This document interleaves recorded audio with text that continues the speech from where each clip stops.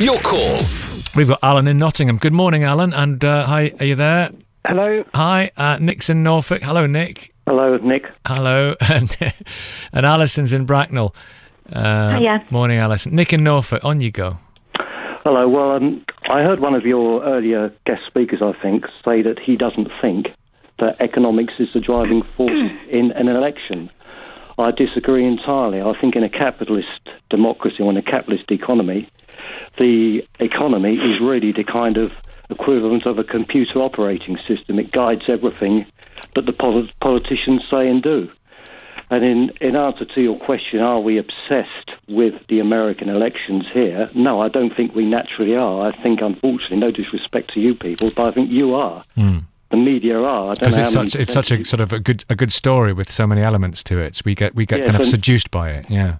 And to me, it doesn't make any difference who wins this election, just like I don't think it makes any difference who wins our elections here. At the end of the day, there's no fun.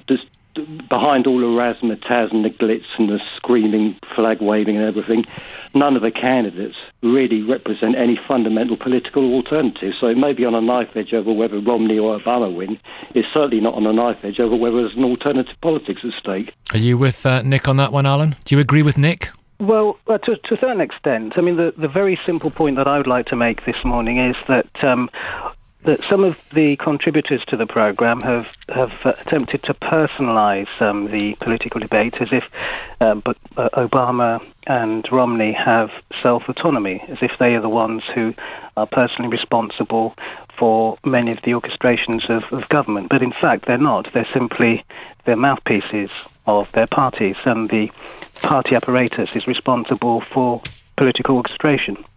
And I think that point it may be a very profound point. It may not be, but in fact, I think it is a profound point. And are they prisoners of vested interest? In many senses, I think they could be described as that.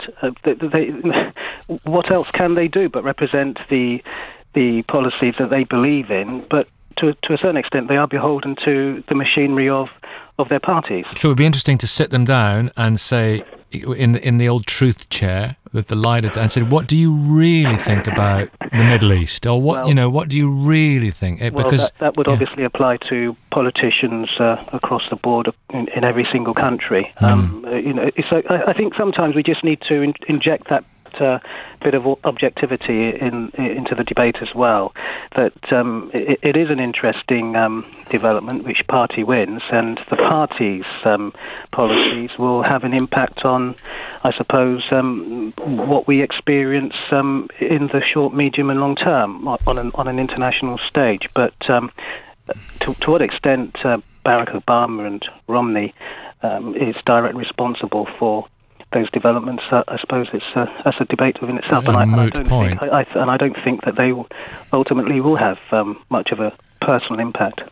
Alan and Nick, let's listen to Alison. Hello, Alison. Hi. Chaps, I disagree with both of you, actually. I've been in the UK since I was 5 years old. I'm 40 now. I've never voted at all anywhere because I have never wanted to jeopardise my US citizenship. This is the first year I've wanted to vote, and I feel very strongly that I want to vote for Obama.